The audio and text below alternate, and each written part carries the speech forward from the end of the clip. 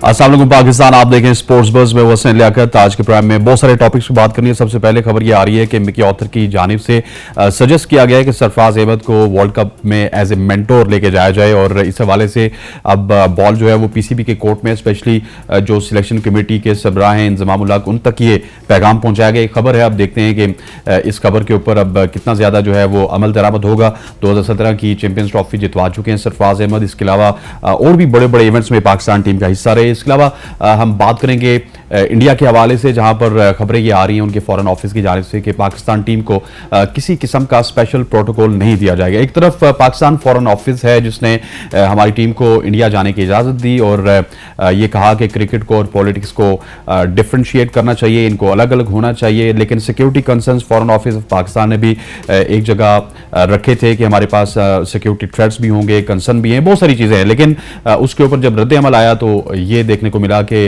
Foreign office India ये कह रहा है कि पाकिस्तान टीम को स्पेशल ट्रीटमेंट सिक्योरिटी की मद में नहीं दी जाएगी। इसके अलावा टीम प्रैक्टिस सेशन जारी है लाहौर में, उस हवाले से बात करेंगे और टीम के कौन कौन से मेंबर्स वहां पे मौजूद हैं। आज दूसरा दिन था प्रैक्टिस का, कल 14 अगस्त को प्रैक्टिस स्टार्ट हुई थी, आज भी प्रैक्टिस जारी है। तकरीबन 4 से 5 प्लेयर्स वो प्रैक्टिस कर रहे हैं जो कि पाकिस्तान टीम में शामिल हैं। इसके अलावा महरान मुमताज वहां पे मौजूद है, कासिम अकरम, अब्बास अफरीदी, इनको भी बुलाया गया था प्रैक्टिस सेशन में। इसके अलावा अंतर इशू पर बात करने के लिए स्टूडियो में हमें ज्वाइन किया है बैराम काई साहब ने। बैराम साहब शुक्रिया बहुत बहुत आपका। और कराची से हमारे साथ मौजूद हैं इमरान सदीक साहब, सीनियर स्पोर्ट्स जर्नलिस्ट हैं। सबसे पहले बैराम आपसे स्टार्ट करते हैं। सरफराज के हवाले से हमने बहुत बात की और 12 ये बात की, बहुत सारे लोग हमारे यहाँ शायद मोहम्मद हारिस को वेट करते रहे, लेकिन हमने उनके एक्सपीरियंस को सामने रख के ये बात की कि सरफराज को वर्ल्ड कप में होना चाहिए। अब ये जो खबरें आ रही हैं मिकी ऑथर की जानिब से कि उनको एज ए मेंटोर लेके जाया जाएगा, ये कितना हौसला अफजा है? जी, सबसे पहले तो थैंक यू हुसैन भाई फिर से अपने शो में दावत देने का। It's an absolute pleasure to be here. देखिए, अनप्रेसिडेंटेड नहीं है, मेंटोर्स पहले भी जा चुके हैं डिफरेंट टीम्स के साथ। अगर मुझे सही तरह याद पड़ा है शायद धोनी भी एज मेंटोर गए हैं, और अगर आप फुटबॉल में जाएं तो शायद डेविड बेकहम जो है इंग्लैंड की नेशनल टीम के साथ एज मेंटोर गए थे। वो इंजरी का बायस हो गए थे वो, तो इस तरह वो एज मेंटोर गए थे। देखें, इसमें मुझे नहीं लगता कोई भी बुराई है। सरफराज अहमद आपके चैंपियंस ट्रॉफी के विनिंग कप्तान हैं और इन्हीं लड़कों के साथ वो खेले हैं। ये सब उनकी ही कप्तानी के प्रोडक्ट्स हैं एक तरह से, बाबर, शादाब, शाहीन। तो मेरे हिसाब से कि अगर तो ड्रेसिंग रूम प्रेजेंस सरफराज की पॉजिटिव है और वो सारों को एक करने में भी कंट्रीब्यूशन करते हैं, जो कि हमें पता है कि वो इस तरह के कैरेक्टर हैं जो सबको साथ लेकर चलने वाले हैं, तो इस तरह एक प्लेयर को साथ मेंटोर रखना मेरे ख्याल से एक खुशाइनी बात है। आई डोंट थिंक इसमें कोई भी खराबी, और अगर तो ये होता है तो मेरे ख्याल से टीम बेनिफिट करेगी सरफराज की एक्सपीरियंस से। इमरान भाई ये बताइएगा कि एक बारी भरकम अभी आपने देखा ओडीआई के हवाले से जो हमारा स्क्वाड हुआ, उसके बाद एक बारी भरकम जो स्टाफ है वो साथ जा रहा है, और इसमें अगर एक और मेंटोर का इंक्लूजन हो जाएगा तो कोई बुरी बात नहीं है, क्योंकि सरफराज की इंक्लूजन के बाद बच्चे जो है ना वो थोड़ा सा पंप अप भी हो जाते हैं, पूरी टीम को जानते हैं। वो ये तमाम जो बंच ऑफ प्लेयर्स खेल रहा है ये सरफराज की कैप्टनसी में ही ग्रो होकर आज पाकिस्तान को सर्व कर रहे हैं। मुझे इन्वाइट करने के लिए कि ये चीज तो हमें सुनने में अच्छी लग रही है कि वर्ल्ड कप में ले जाया जाए, जो कि इंडिया ने आई थिंक 2021 के वर्ल्ड कप में किया था, जहां हमने फुटेजेस भी देखी थी। वो पाकिस्तानी बहुत अच्छे तरीके से मिल रहे थे। लेकिन बात यह है कि जो आपके हेड कोच हैं, ग्रांट ब्रैडबर्न या बॉलिंग कोच हैं, या आपके जो बैटिंग कोच होंगे, या आपके जो स्पिन कंसल्टेंट होंगे, उनका एग्री होना भी इसमें थोड़ा मायने रखता है, क्योंकि सिर्फ एक ही ऑथर के तजवीज का भी से बात तो या कोई है तो चाहता है कि उनके काम में जो है वो दखल अंदाजी ना हो। तो मेरा ये ख्याल है कि ये अगर कुछ करने जा रहे हैं ऐसा, तो अभी इसकी कंफर्मेशन नहीं है, लेकिन अगर ऐसा कुछ करने जा रहे हैं तो इसमें ग्रांट ब्रैडबर्न का इनपुट होना भी जरूरी है। फिर मॉर्नी मॉर्कर अगर आपके बॉलिंग कोच रहते हैं तो उनका होना भी इनपुट जरूरी है। तो तमाम चीजों को अगर एग्री करके चलेंगे तभी ये वर्कआउट करता है, वरना फिर अगर बगैर किसी को एतमाद में लिए अगर ये काम करते हैं और उनकी ऑथर की तजवीज पे, तो ये फिर बैकफायर भी कर सकते हैं। लेकिन एक बात तो बहुत मतलब तय है कि इनकी बड़ी अच्छी रिलेशनशिप है सरफराज अहमद के साथ, जो कि 2017 से ये स्क्वाड जो हमारा कोर प्लेयर है वो खेलते हुए आ रहे हैं, जिसमें हसन अली हैं, शादाब हैं, फहीम अशरफ हैं, बाबर आजम हैं, जमान है, इमामुल हक हैं। ये वही प्लेयर हैं जो मिक्की सरफराज पे हैं, जो परफॉर्म किया है, अपना नाम पैदा किया है, बड़े नाम बने हैं आज ये, तो इनकी रिलेशनशिप, वर्किंग रिलेशनशिप तो बहुत मेरा ख्याल से तो अब ये होता है तो अच्छा, इसमें तमाम कोचेस को और इवन कप्तान को भी कॉन्फिडेंस में लेना मेरे लिए बहुत जरूरी है। ठीक। अच्छा, जिस तरह इमरान ने बात की है कि कोचेस को, कप्तान को कॉन्फिडेंस में लेना बड़ा ज़रूरी है, मिकी ऑथर क्योंकि कोचेस तो सारे वही लेके आए थे, तो कोचेस के साथ उन्होंने कंसल्टेशन की होगी या फिर उन्होंने मामला जो है वो बहराम पीसीबी की जानिब फेंके होंगे? मेरे हिसाब से इमरान भाई ने जो बात की है बड़ी बड़ी मानी रखती है ये, क्योंकि देखें सबको एक पेज पे होना बहुत ज़रूरी है, और आपका जो एक कोचिंग एंसेम्बल बना हुआ है, ग्रांट ब्रैडबर्न है, मिकी आर्थर हैं, you throw in Rehanul Haq in there, Andrew Puttick batting consultant, Morne Morkel bowling coach, तो और कप्तान बाबर आजम, मोस्ट इंपॉर्टेंटली कप्तान Babar Azam. If everyone is on the same page और सबको लगता है कि सरफराज जो है वैल्यू ऐड कर सकते हैं एज ए मेंटोर। देखिए 2021 के T20 वर्ल्ड कप में भी सरफराज टीम के साथ थे, खेले नहीं मगर टीम के साथ थे, और जिस तरह की वीडियोस हमें देखने को मिलती थी लगता था जिस तरह पॉजिटिव इन्फ्लुएंस है उनका। देखिए उन्हीं की ये सारे प्रोडक्ट्स हैं, उनकी कप्तानी के अंदर ये सारे प्लेयर बने हुए हैं, तो मेरे हिसाब से इसमें बेनिफिट हो सकता है। बट ऑफ कोर्स अगर तो इन सारे लोगों में से जो मेंशन किए इमरान भाई ने, खास तौर पे कप्तान, किसी एक के भी इख्तलाफात आ जाते हैं तो आप वो फिर अपने ड्रेसिंग रूम का माहौल उस तरह खराब नहीं करना चाहते। इख्तिलाफ की वजह हो क्या सकती है? नहीं हो सकती मेरे हिसाब से, कोई हो नहीं सकती, क्योंकि देखें सरफराज भी इस तरह के कैरेक्टर हैं जो सबसे अच्छे टर्म्स पे रहते हैं और सब उनकी इज्जत करते हैं मोस्ट इंपॉर्टेंटली। और जिस तरह आप लोगों ने पॉइंट आउट किया, मिकी आर्थर और उनकी बड़ी एक स्पेशल रिलेशनशिप भी है, और इंजमाम भी चीफ सेलेक्टर है अब, इंजमाम और सरफराज की भी स्पेशल रिलेशनशिप रह चुकी है।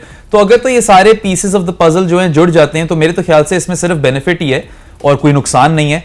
बहरहाल जो इमरान भाई की बात है, अगर किसी ना किसी को मसला है इससे तो वो आई होप टेबल पे लाया जाए और ये ना हो कि वर्ल्ड कप के दौरान ये मसले ड्रेसिंग रूम में सरफेस। ठीक। अच्छा, ये बताइए कि इमरान के सरफराज मतलब उनकी प्रेजेंस जो है ना हमेशा टीम के लिए बड़ी पॉजिटिव रहती है, जिस तरह बहराम ने जिक्र किया, हम खुद देखते होते हैं सरफराज के हवाले से बच्चों के साथ बड़े जल होते हैं, तो वैसे इससे प्रॉब्लम होना नहीं चाहिए, और अगर सरफराज ड्रेसिंग रूम में होंगे तो बड़ी एक पॉजिटिव वाइब्स होंगी पाकिस्तान क्रिकेट टीम में।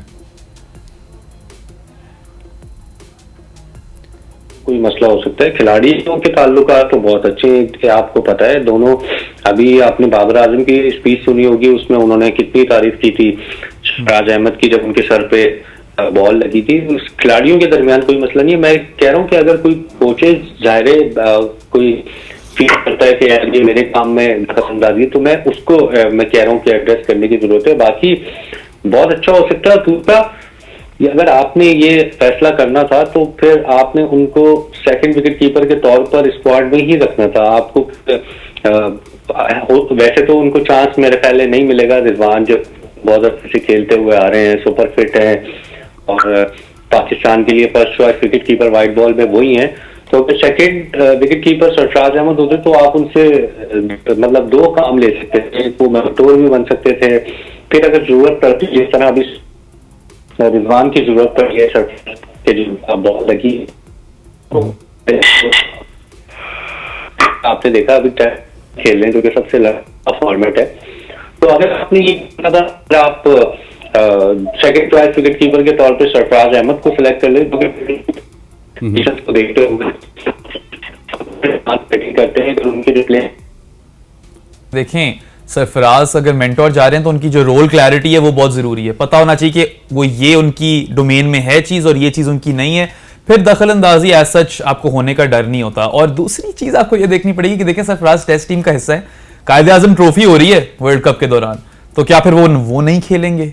ये एक थोड़ा कैवियट जरूर आ जाता है जब आप सोचते हो कि यार वो तो फिर आप उनको वैल्यूबल गेम टाइम उनका ले रहे हो उनसे, मगर ये अल्टीमेटली सरफराज का लेकिन ये है कि अगर पाकिस्तान टीम में Sarfaraz as a mentor include होते हैं बहराम, तो डेफिनेटली फायदा पाकिस्तान टीम को होगा। बड़े पॉजिटिव होते हैं सरफराज, जब भी टीम के ड्रेसिंग रूम में होते हैं तो हमें अच्छी खबरें भी मिलती हैं। सतना वाली खबरें भी हमारे लिए अच्छी थी, वो सरफराज की वजह से थी, तो ये टीम के लिए भी अच्छा होगा, तो टीम के लिए वो एसेट भी तो बन सकते हैं। बिल्कुल, तो ये आई गेस उनका फैसला है कि वो ये एसेट बनना चाहते हैं टीम के लिए इफ दिस मटेरियलाइजेस, या फिर अपने टेस्ट करियर प्रोलॉन्ग करने के लिए वो बहुत वैल्यूबल गेम टाइम है कायदे-ए-आज़म ट्रॉफी वाला। इवन तो अब तो प्रेसिडेंट्स कप भी आ गया, तो दो फर्स्ट क्लास टूर्नामेंट्स होंगे आपके, तो इस तरह नहीं कि सरफराज अगर ये मिस कर देते हैं तो बिल्कुल कोई फर्स्ट क्लास क्रिकेट नहीं खेलेंगे।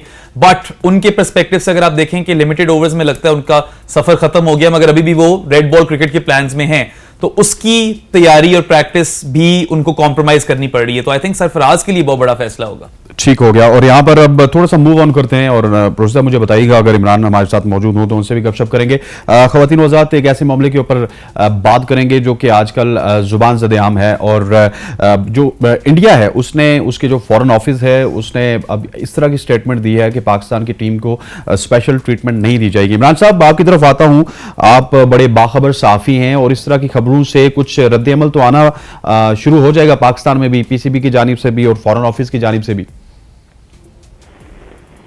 देखिए, वो जो स्टेटमेंट इंडिया के फॉरेन मिनिस्टर या फॉरेन स्पोक्स पर्सन ने दिया था, वो एक अननेसेसरी स्टेटमेंट था। जब पाकिस्तान ने एक गुड गेस्चर दिया है और अपनी टीम को वहां जाने की इजाजत दी है, तो आप जो विजिटिंग टीम है उसकी आप मतलब जो रिक्वायरमेंट है उसको पूरा करना आपकी जिम्मेदारी है। अगर पाकिस्तान ये बात ऑस्ट्रेलिया या इंग्लैंड में करे कि हमें जो है इजाफी सिक्योरिटी चाहिए, तब तो समझ में आता है कि पाकिस्तान एक मतलब गैर जरूरी मुतालबा कर रहा है। लेकिन अगर पाकिस्तान यही बात इंडिया में कर रहा है तो इट मीन्स के मतलब ये जरूरी है। आपने अभी गुज़िश्ता दिनों ही देखा होगा कि शायद अफरीदी का एक स्टेटमेंट सामने आया था कि बेंगलोर में जब हम टेस्ट मैच जीते तो हमारी बस पे पथराव हुआ। पाकिस्तान के मैचेस में आपको पता है पिचेस वहां पर खराब की गई हैं, धमकियां दी गई हैं, बहुत सारी चीजें हुई हैं जब भी पाकिस्तान ने कंसर्न शो किया था सिक्योरिटी के लिए। और 2016 के बाद से हमारी टीम वहां पर गई भी नहीं। 2016 में भी आपको पता होगा कि एक वेन्यू वहां पर चेंज हुआ था, विशाखापट्टनम से आई थिंक कोलकाता ये मैच शिफ्ट हुआ था। तो ये सारी चीजें हैं जिस पर पाकिस्तान ने कंसर्न शो किया था। और आपकी मतलब जो हुकूमत है, जो फॉरेन ऑफिस है आपका, उसकी ये जिम्मेदारी है कि उनकी जो पाकिस्तान की टीम वहां जा रही है उसकी सिक्योरिटी को यकीनी बनाया जाए, जो वो कर भी रहे हैं। तो मेरा ख्याल है कि ये एक अननेसेसरी स्टेटमेंट था भारत की जानिब से कि पाकिस्तान को इजाफी सिक्योरिटी नहीं देंगे। अगर किसी टीम को इजाफी सिक्योरिटी की आपके मुल्क में जरूरत पड़ती है तो आप होस्ट नेशन है, आपको देना पड़ेगी। ठीक। अच्छा बहराम, इस तरह की स्टेटमेंट से तो आईसीसी को भी इंटरव्यू करना चाहिए, क्योंकि इवेंट तो आईसीसी का है और होस्ट तो आईसीसी कर रही है। देखें, अगर आप थोड़ा पीछे चले जाएं तो अभी तो बड़ी रिसेंटली तक हमारे पास डेट्स ही नहीं थी, डेट्स ही चेंज होती जा रही थी, और 41 days before the world cup आपकी टिकट्स ऑन सेल गई हैं। मतलब ये हद है। आप दुनिया का सबसे कैश रिच क्रिकेट बोर्ड हैं, आप ही एक तरह से रन कर रहे हैं शो, और आपका होम वर्ल्ड कप है। Cricket is like a religion in India, right? उनका तो मजहब की तरह है, हम यहाँ सेकंड रिलीजन कहते हैं, उनका तो फर्स्ट ही होगा, जितना सीरियसली वो लेते हैं सबको। तो उस सब के बावजूद आप मेगा इवेंट होस्ट कर रहे हो। एक आपने रीस्केड्यूलिंग वगैरह की है लास्ट मिनट, ठीक है, इससे ना सिर्फ टीम्स को फर्क पड़ता है, इससे मीडिया पर्सनल को भी फर्क पड़ता है। सबके ट्रैवल प्लान्स होते हैं, सबने एक तरह अपना स्केड्यूल बनाया होता है, यू इंपैक्ट एवरीथिंग।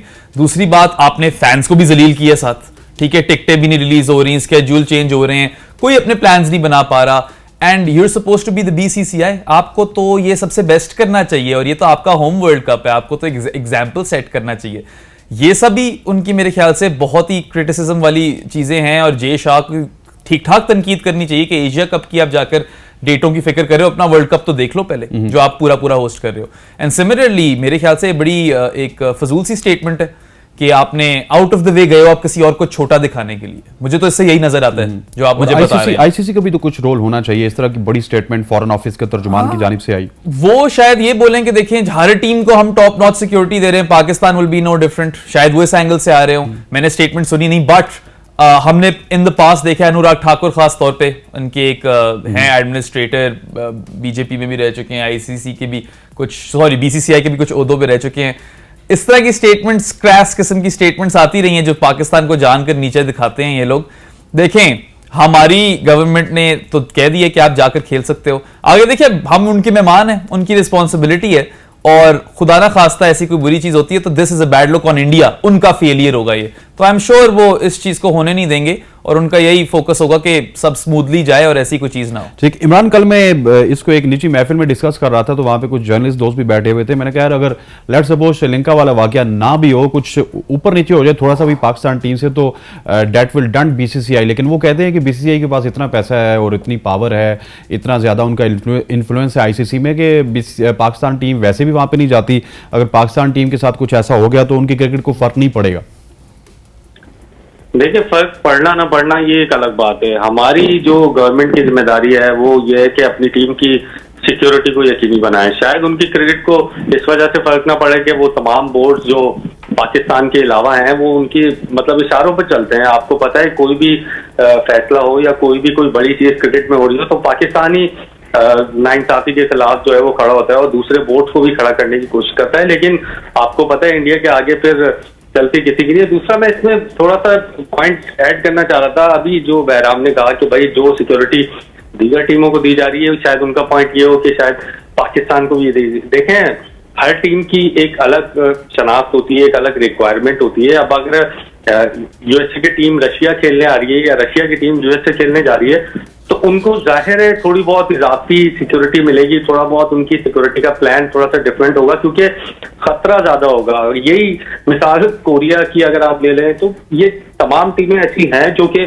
मतलब मुल्क हैं जिनके माजी अच्छे नहीं हैं, जिन्होंने जंगें लड़ी हैं, जिनके एक दूसरे के खिलाफ मफादात हैं। तो ये होना है। पाकिस्तान अगर हमारी इंटेलिजेंस एजेंसियां और हमारी गवर्नमेंट इस बात पर कंसर्न कर रही है तो उसके पीछे कोई ना कोई चीज होगी जो कि शायद आपको या मुझे नहीं पता, या हो सकता है कि हमें बाद में पता लगे। तो उसके पीछे कोई ना कोई चीज जरूर होगी जिस पर कंसर्न शो किया जा रहा है। ऐसा तो नहीं है कि हम फजूल में जो है इसको रेज कर रहे हैं इशू को। अगर हमने फजूल में रेज करना होता तो हम इजाजत क्यों देते फिर वहां जाने की।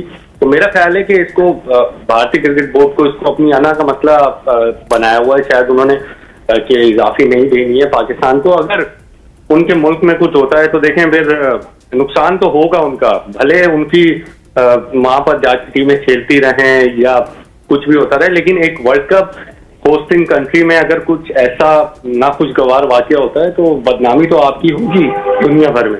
अच्छा इमरान, मैं थोड़ा सा ऐड करना चाहता हूँ, आपसे जवाब चाहूंगा इसका। आपको याद होगा जब पाकिस्तान में क्रिकेट नहीं थी तो आईसीसी के और दूसरी जो हमारी मेंबर्स हैं, मेंबर्स बोर्ड्स हैं, लेट्स सपोज बांग्लादेश ने अगर विजिट करना है श्रीलंका ने, तो उनके हाई प्रोफाइल सिक्योरिटी ग्रुप्स आते थे पाकिस्तान में आके, सिक्योरिटी पर्सनल वो पाकिस्तान की सिक्योरिटी का जायजा लेते। तो मेरा ख्याल है पाकिस्तान के कंसर्न्स को तो एड्रेस इस वजह से करना चाहिए कि एक तो हमें वहां पे सिक्योरिटी थ्रेट्स भी हैं और हमारी जो हाई प्रोफाइल सिक्योरिटी है उसकी एक टीम जानी चाहिए India before the world cup.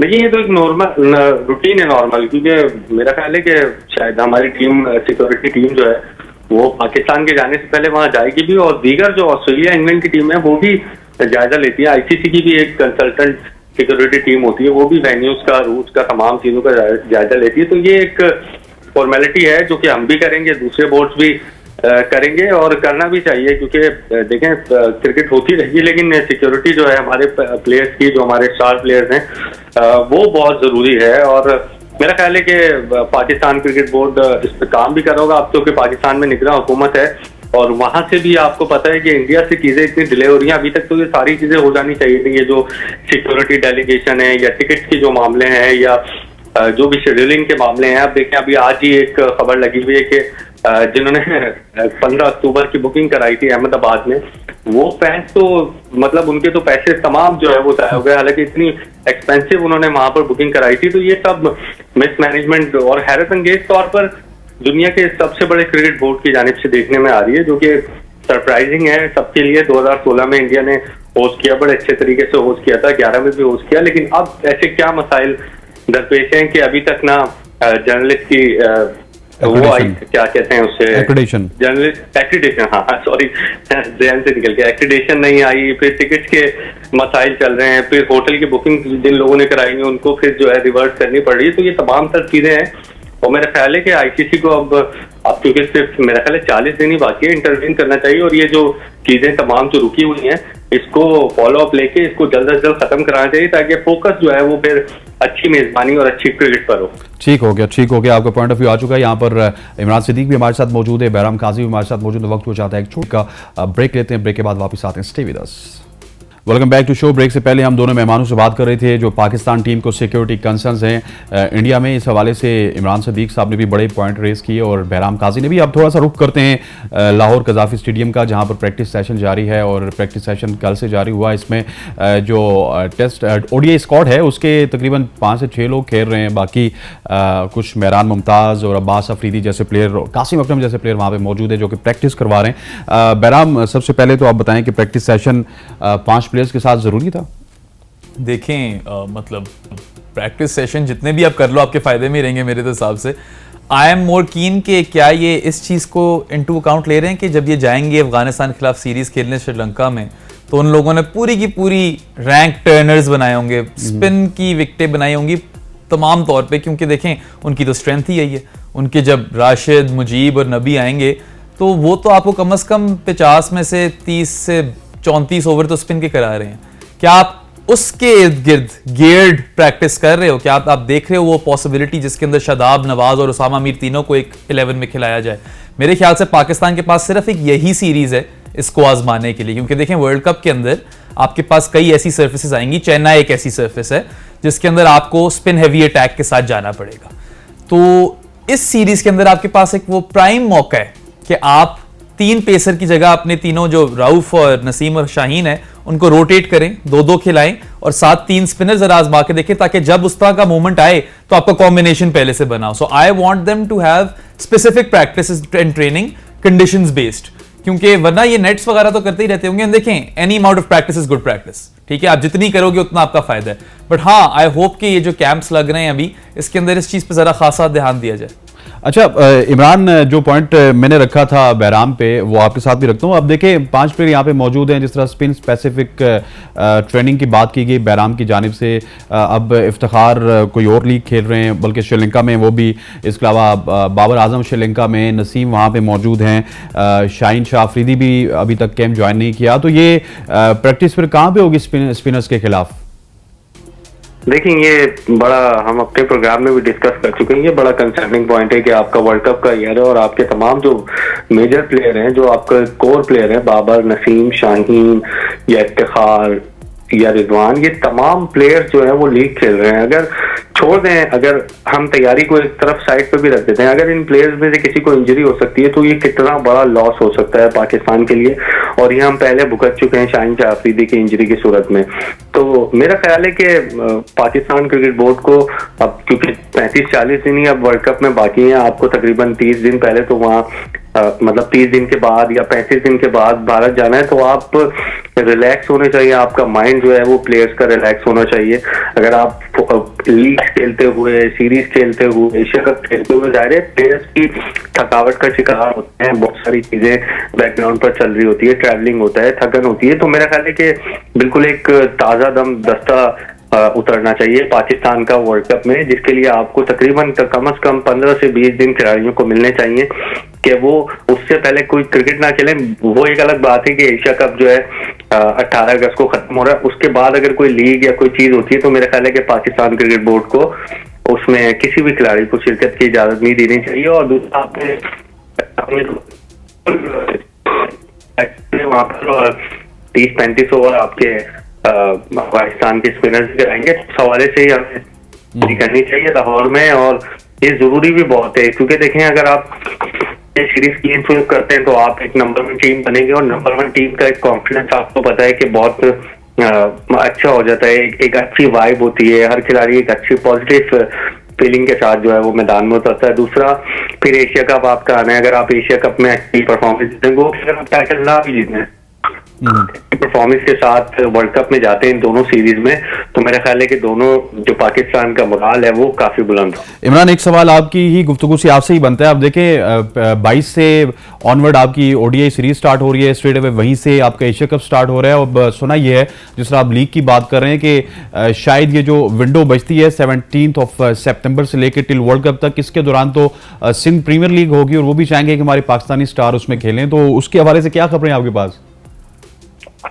नहीं, मेरा नहीं ख्याल कि सिंध प्रीमियर लीग में शाहीन शाह अफरीदी या गो के उनके पोस्टर यहाँ कराची में बहुत सारे लगे हुए हैं, लेकिन मेरा नहीं ख्याल कि पाकिस्तान क्रिकेट बोर्ड बाबर आजम, शाहीन शाह अफरीदी, रिजवान या इन सबको पूरी लीग खेलने की इजाजत देगा। मुझे लगता है कि 1-2 मैचेस में स्टार्टिंग में, क्योंकि हाइप बनी हुई होती है लीग की, पहला सीजन है, तो उसको हाइप बनाने के लिए शायद 1-2 मैच की इजाजत मिल जाए। लेकिन ये रिस्क मेरा नहीं ख्याल कि पाकिस्तान क्रिकेट बोर्ड लेगा कि वर्ल्ड कप से इतना क्लोज जाकर जो आप जो है सिंध प्रीमियर लीग खेलने की इजाजत दें। गो के एक इंटरनेशनल लीग की बात अलग होती है, सिंध प्रीमियर लीग आपको पता है कि इतनी कोई, अगर प्लेयर नहीं भी खेलता तो उसका कोई इतना बड़ा कोई लॉस नहीं है, और इतने बड़े कॉन्ट्रैक्ट्स भी नहीं होंगे। तो मेरा नहीं ख्याल कि पाकिस्तान क्रिकेट बोर्ड पूरी लीग के लिए इजाजत देगा। और अगर देना चाह भी रहा है, अगर किसी मतलब मैं कहना नहीं चाह रहा यहाँ पे, किसी असर रसूख की वजह से अगर खिलाड़ियों को इजाजत देनी भी पड़े पाकिस्तान क्रिकेट बोर्ड को, लिमिटेड होगी, मतलब अच्छा नहीं होगा पाकिस्तान क्रिकेट के लिए, क्योंकि खिलाड़ी आपका जितना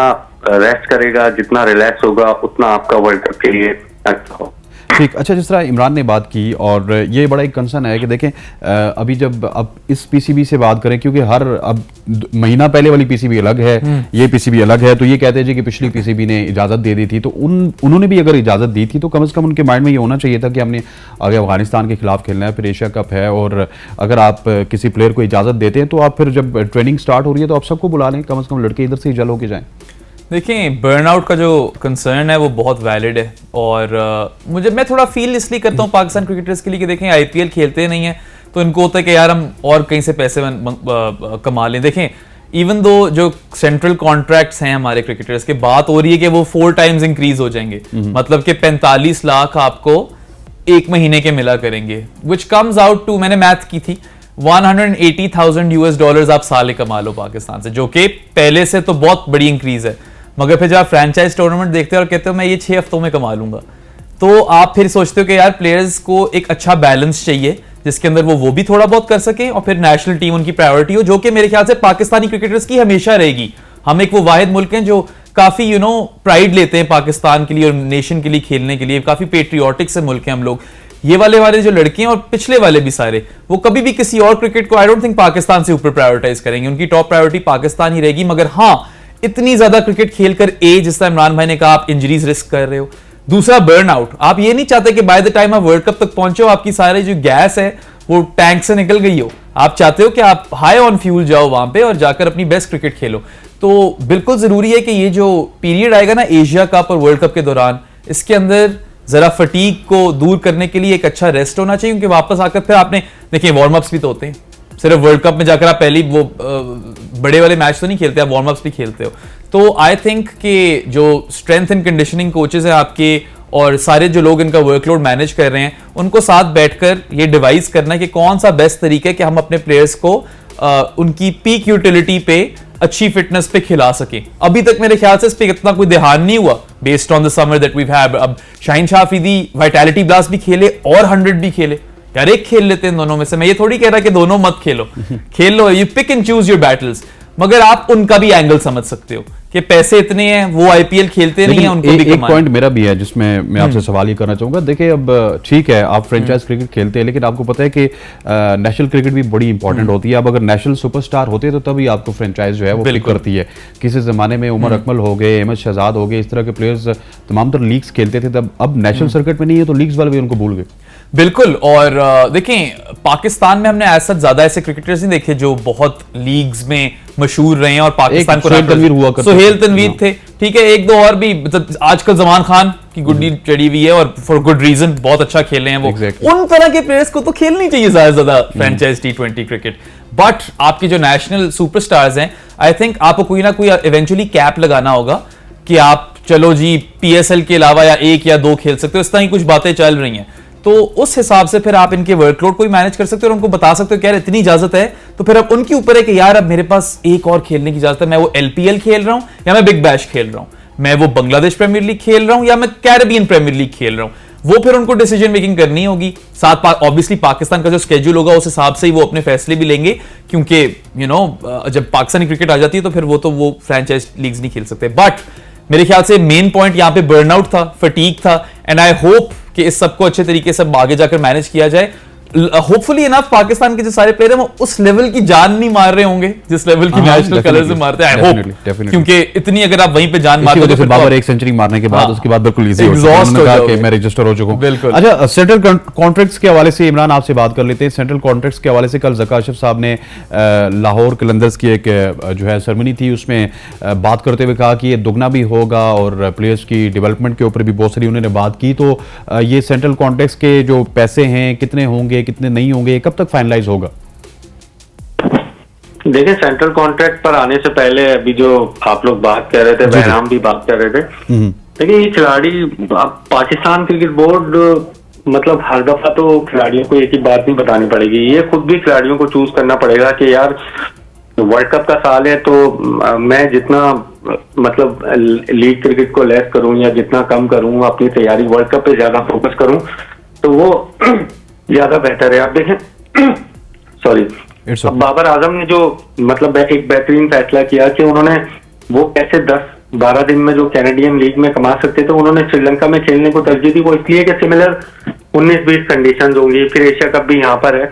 तो इस किस्म के फैसले तो खिलाड़ियों ने खुद करने हैं। मतलब शाहीन शाह अफरीदी, बिल्कुल बहराम ने ठीक कहा कि दोनों में से एक लीग खेल सकते थे, 100 भी वो खेल रहे हैं और इंजरी प्रोन है। आपको पता है वो 2-3 मरतबा इंजरी का शिकार हो चुके हैं और ये बहुत ही बड़ा लॉस हो सकता है कि अगर खुदा ना खास्ता दोबारा कुछ होता है। फिर हमारे जो मेजर दूसरे बॉलर हैं हारिस राव, वो भी मुसलसल क्रिकेट खेल रहे हैं, नसीम शाह मुसलसल क्रिकेट खेल रहे हैं। तो ये थोड़ा सा कंसर्निंग है। सिर्फ बोर्ड ही नहीं, खिलाड़ियों को खुद भी जो है वो देखना होगा। जहां तक आपने सेंट्रल कॉन्ट्रैक्ट की बात की, अब सेंट्रल कॉन्ट्रैक्ट से पहले भी मैं आपको बताऊं कि जो हमने सुना है कि खिलाड़ी अपनी जो दीगर लीग्स के साथ कमिटमेंट है वो उसको सेंट्रल कॉन्ट्रैक्ट से पहले फाइनल कर रहे हैं। वो ये इस वजह से कि फिर क्लॉज आ जाएंगी, फिर आपको साइनिंग नहीं हो पाएगी। तो पहले जो साइनिंग होगी उसको तो एप्लीकेट आपने करना है। और यही हमने देखा Shaheen Shah Afridi international league T20 में उनका मुआहदा हुआ और ये अभी आपको मजीद देखने में नजर आएंगे सेंट्रल कॉन्ट्रैक्ट से पहले पहले। और दूसरा जो पैसे बढ़ाने की बात हो रही है वो सिर्फ 4 से 5 लोगों तक महदूद है। जो 40-45 लाख की बात हो रही है मंथली, उसमें शायद अफरीदी हो सकते हैं, रिजवान है, बाबर आजम है और दीगर जो आपके 2-3 जो आपके अहम प्लेयर, ये तीनों फॉर्मेट में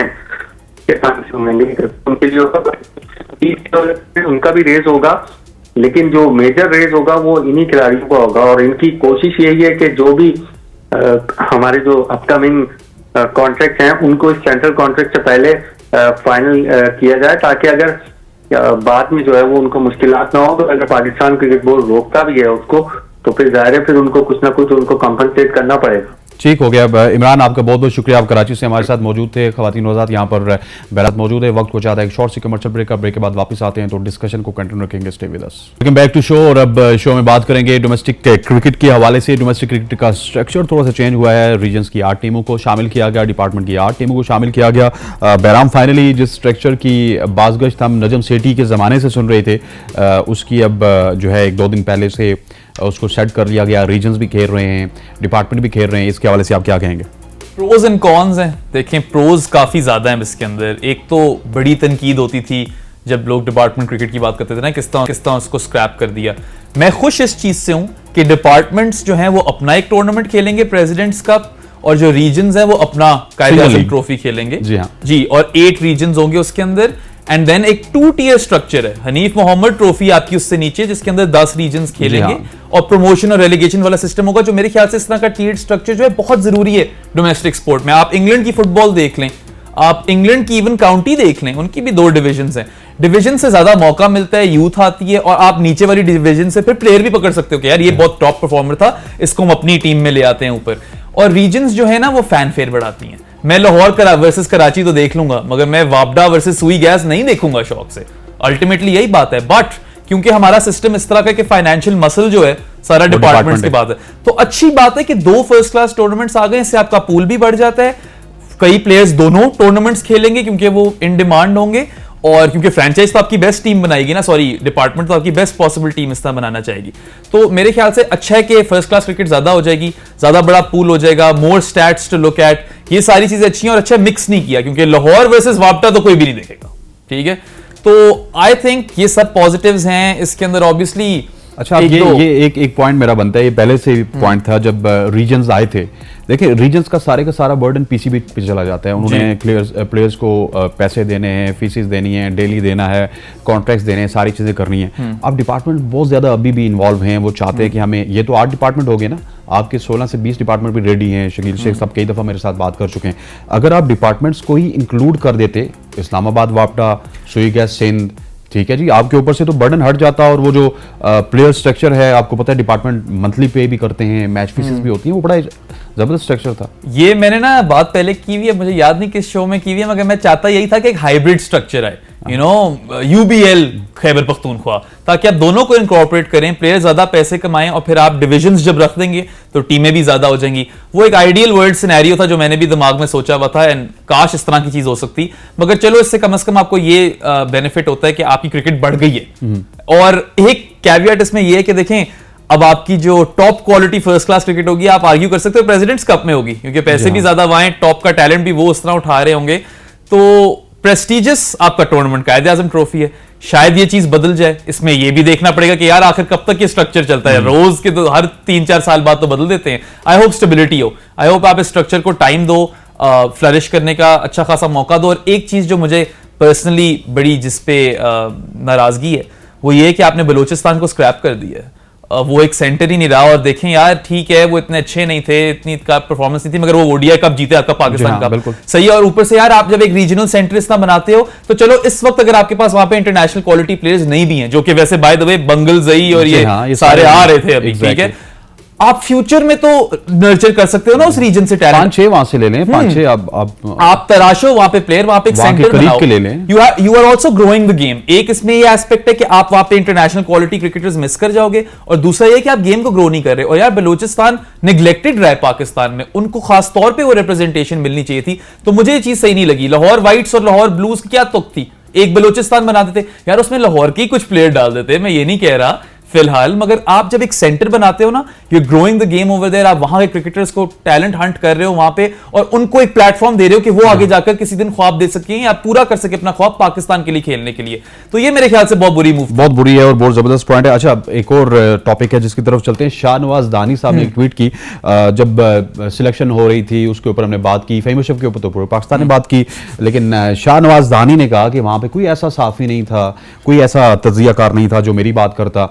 उसके बाद फिर राशिद लतीफ साहब ने स्टैट्स शेयर किए कुछ बॉलर्स के, तो शाहनवाज दानी ने कहा कि क्या मैं पाकिस्तानी बॉलर नहीं हूं। उसके ऊपर पीसीबी बड़ा नाराज हुआ, बड़ा नाला हुआ, सुना है कि उनके खिलाफ एक्शन भी होगा। देखें ये रिसेंटली मैं एक और पॉडकास्ट में यही बात कर रहा था कि सोशल मीडिया नेविगेशन बड़ी ट्रिकी हो गई है आजकल, खास तौर पे उन लड़कों के लिए जो इसके साथ पैदा हुए हैं। देखिए हसनैन भाई, मैं और आप तो चलें 30s टाइप लोग हैं, हम लोगों ने वीसीआर भी देखा, कैसेट भी देखी, हमारे सामने डायल अप इंटरनेट आया, नोकिया का मोबाइल देखा, हमने ना इस सब को आते हुए देखा है, हम इसके साथ पैदा नहीं हुए। जो लोग जिनको एक्सपोजर मिला और सोशल मीडिया उनकी जिंदगी का पहले से हिस्सा था, वो जब जाकर स्टार्स बन जाते हैं, उसकी नेविगेशन करना थोड़ा कॉम्प्लिकेटेड हो जाता है क्योंकि they don't know any other way. Shahnawaz Dahani मेरे ख्याल से ठीक है, मैं ये नहीं कह रहा कि आउटस्पोकन नहीं होना चाहिए, मगर थोड़ा तो आपको देख कर बात कर लेनी चाहिए। देखिए Rashid Latif, very big of him, उन्होंने आगे जवाब दिया आई एम सॉरी, ठीक है, ये बड़े इंसान की निशानी होती है जब आप कहते हो कि I am sorry, even though I don't think उनका ऐसा बनता था, वो जानकर एक्सक्लूड नहीं किया होगा उन्होंने शाहनवाज दहानी को। तो शाहनवाज दहानी को बेसिकली इस वक्त इस माइंड फ्रेम से निकलना है। मेरे ख्याल से वो शायद ये सोच रहे हो कि वो मेरे साथ कोई ज्यादती हो रही है या वो हो रही है। देखिए आप परफॉर्म कर रहे थे, आपने खुद ही अपने नंबर्स दिखाए, आप परफॉर्म करते रहे, अब अभी तो थे स्पॉटलाइट में, अभी तक टीम के साथ ट्रैवल कर ही रहे थे ना पिछले साल तक ही। आपका फिर से टाइम आएगा, अभी आपकी उम्र भी छोटी है, इतनी क्रिकेट आ रही है पाकिस्तान में, इवन डोमेस्टिक क्रिकेट इतनी आ रही है, तो सोशल मीडिया पे इस तरह गिले शिकवे जाहिर करके ना आप अपना नुकसान ही कर रहे हो। शाहनवाज दानी पे अगर पीसीबी ने कोई पाबंदी लगाई तो मैं तो आवाज उठाऊंगा। हाँ, क्योंकि आपको याद है कि सोचना मना है कि यहाँ पे हैशटैग चले थे हारिस रऊफ और शाहीन शाह अफरीदी की जानिब से। पिछले दिनों भी उन्होंने एक मामले पे अपनी डीपीएस को ब्लैक किया था। अब मसला ये है कि क्रिकेटर्स को अब सोचना चाहिए कि वो सेलिब्रिटीज तो हैं ही हैं, लेकिन पीसीबी के कॉन्ट्रैक्ट के अंदर हैं, तो पीसीबी के कॉन्ट्रैक्ट्स में बहुत सारी क्लॉज होती हैं, आप सोशल मीडिया इतना खुल के यूज नहीं कर सकते। अगर हारिस रऊफ पे या शाहीन शाह अफरीदी पे पाबंदी आप नहीं लगा सके या उनके खिलाफ एक्शन नहीं कर सके, तो शाहनवाज क्योंकि थोड़ा सा कमजोर है, नया है, इमर्जिंग है, तो उस पर लगा दें।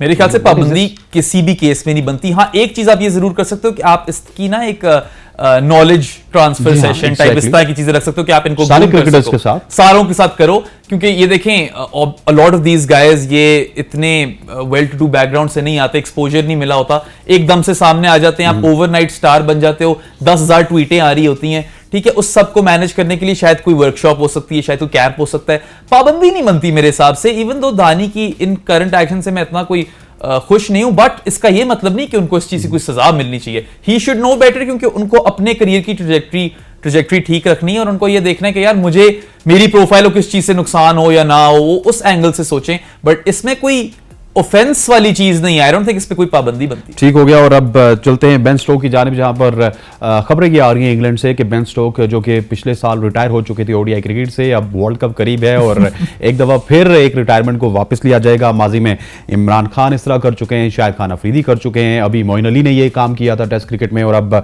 सुना यह है कि बेन स्टोक भी कर रहे हैं। Sir, this is a very very positive sign for England cricket. It's a double edge sword. देखिए हाँ, हम सबको पता है कि बेन स्टोक्स किस प्रोफाइल के प्लेयर हैं, ठीक है, सुपरस्टार हैं, खासतौर पे उनकी जो क्लच मेंटालिटी है ना, जब भी इंग्लैंड मसले में होती है या चिप्स डाउन होते हैं, प्रेशर सिचुएशन होती है, बेन स्टोक्स आकर जिता देते हैं। इसकी कोई एक मिसाल भी नहीं है। आप पिछले T20 वर्ल्ड कप का फाइनल देख लें, जो नसीम शाह उनको आउट करते करते रह गए। फिर आप हेडिंगली वाला टेस्ट देख लें 2019, इस एशेस के अंदर कई ऐसे नॉक्स थे जो नीचे से आकर बिल्कुल आउट ऑफ नोवेयर इंग्लैंड को बचा लिया। फिर 2019 का वर्ल्ड कप, ठीक है, बहुत ऐसे आपके पास प्रूफ है, इंस्टेंसेस हैं जो कि बताते हैं कि बेन स्टोक्स किस तरह मैन ऑफ क्राइसिस है, इंग्लैंड को बचाते हैं, वो हमेशा प्रेशर सोक इन करते हैं, ही इज क्लच। और उनके होने से डेफिनेटली आपको इस चीज का फायदा होता है, बड़े प्लेयर को डालकर, वो एक्सपीरियंस्ड है, उनको सिचुएशन का पता है। बट बेन स्टोक्स का गोडा जो है, उनका नी जो है, वो जवाब दे गया, वो बॉलिंग नहीं करा सकते इस वक्त। तो आप उनको as a specialist batter team में ला रहे हो, और उसमें मुझे नहीं पता कि इंग्लैंड इतनी डेस्परेट क्यों है। आपके पास लियम लिविंगस्टन, हैरी ब्रोक, इस तरह के कितने प्रोफाइल के प्लेयर्स हैं जो आकर इस तरह मार सकते हैं। May be they want Ben Stokes के वो रोटेट करें और फिर एंड में जाकर इस तरह मारें। आई डोंट नो उनके क्या रोल है दिमाग में उसके लिए, शायद ऑल आउट अटैक ना करवाना चाह रहे हो स्टोक्स से। बट मेरे हिसाब से कि जो बंदा आपकी टेस्ट टीम का कप्तान हो, अभी तक T20s खेलता हो, ठीक है, T20 का वर्ल्ड कप भी उसने आपको जिताया हो, आप उसको क्यों रिस्क करोगे ओडीआई वर्ल्ड कप के असल लिए? में वो पता है क्यों सोच रहे हैं, वो इस वजह सोच रहे हैं कि हमने फहीम अशरफ को इंक्लूड कर लिया। हाँ, फहीम अशरफ और बेन स्टोक्स का कई मजाक बनते हैं इनके इंटरनेट पे, मगर मेरे ख्याल से आप स्टोक्स मेरे शो में नहीं आया, फहीम अशरफ के ऊपर बोल सकते हैं। मैं बोलूंगा अभी फहीम अशरफ के ऊपर, मगर वैसे मैं कह रहा हूं कि उनकी नी की सिचुएशन ये है कि वो शायद सर्जरी कराने का सोच रहे थे। मैं तो चाहता था कि वो आराम से चीजें कर अपना टेस्ट करियर थोड़ा प्रोलॉन्ग करते और हमें एक दो और एशेस दे जाते। उनको ओडीआई कप में, ओडीआई वर्ल्ड कप में इस तरह लाना, मेरे ख्याल से मुझे डर लगता है कि कहीं भी हम लूज ना कर दे बेन स्टोक्स को। और उनकी एज सच डेस्परेट इस तरह की जरूरत थी नहीं, क्योंकि इंग्लैंड के पास तो रिसोर्सेज हैं अटैकिंग। और जहां तक फहीम अशरफ की बात रही है, देखिए उनका एवरेज डिफरेंशियल जो ओडीआई क्रिकेट में है वो -35 के है, मतलब कि 11 की बैट से एवरेज है और 46 की बॉल से एवरेज है। तो he doesn't have much to write home about over there. और 72 की इनकी बॉलिंग एवरेज है एशिया में। अच्छा, वो तो मुझे नहीं पता था, thank you for letting me know. देखें, बिल्कुल तनकीद थोड़ी सी बनती है, अगर कोई एक चीज पे बनती थी तो मेरे ख्याल से इस पे ही बनती थी, और एक वो अब्दुल्ला वर्सेस शान वाली चीज आ जाती, जो कि आप एक ही लेकर जा सकते थे, तो चलो वो अब्दुल्ला को लेकर। एक्सपीरियंस वर्सेस यूथ में यू पिक्ड यूथ। ओके, सो फहीम अशरफ का ये है कि आपके पास क्या ऑप्शंस थी, आप या तो फिफ्थ सीमर लेकर जा सकते थे, जमान खान, आमिर जमाल, जमान खान। अब इन लोगों के पास अगर आपने ऑलराउंडर ही लेके जाना तो Aamir Jamal is a good option. He could have been. Faheem के पास थोड़ा एक्सपीरियंस खेलना है, तो ना फहीम ने है ना आमिर जमाल ने। खेलना दोनों ने नहीं है, ये बात है। और अगर आप इमाद वसीम की बात करते तो उनको और नवाज को एक लाइनअप में नहीं खिला सकते। एग्जैक्टली, ठीक है, उनमें से एक ही बंदा खेलता है। तो मेरे ख्याल से फहीम अशरफ की जो चीज हेल्प की है उनकी, वो पिछले पीएसएल में जो उन्होंने फिनिशिंग परफॉर्मेंस दिखाई है ना, ही लुक लाइक इन्वॉल्व्ड बैटर जो आकर एंड में गेम फिनिश कर सकते हैं, जो कि उन्होंने कोई 3 बार किया है, बड़ा सॉलिड और बड़ी डिफिकल्ट पोजीशन से जिताया अपनी इस्लामाबाद यूनाइटेड को। I think that went in his favour. अब देखें, मैं इतना कोई वो नहीं हूं कि इसको क्यों डाल दिए, ठीक है, मैं ये कहता हूं कि हाँ ठीक है, इसकी जगह और कोई आ सकता था, बट चलो फहीम की एक ये नई जर्नी है, हम ये सोच रहे हैं, मैं ये सोच रहा हूं कि वो थोड़े इवॉल्व क्रिकेटर हैं, शायद हमें वो देखने को मिले, मगर आपस की बात है, हम दोनों को पता है इनको गेम नहीं मिल रही, नहीं, बहुत मुश्किल है कंडीशंस के हिसाब से, तो बिल्कुल ही इम्पॉसिबल है। बहराम, बहुत बहुत शुक्रिया, आपने हमारा साथ दिया। बहराम काजी हमारे साथ थे, कराची से इमरान सिद्दीक मौजूद थे। एक बड़ी जबरदस्त डिस्कशन हुई, तकरीबन 8 से 9 टॉपिक्स कवर किए हमने, और इंशाल्लाह कल फिर मुलाकात होगी कुछ नए मेहमानों के साथ, कुछ नए टॉपिक्स के साथ। कल तक के लिए दीजिए इजाजत, अल्लाह हाफिज।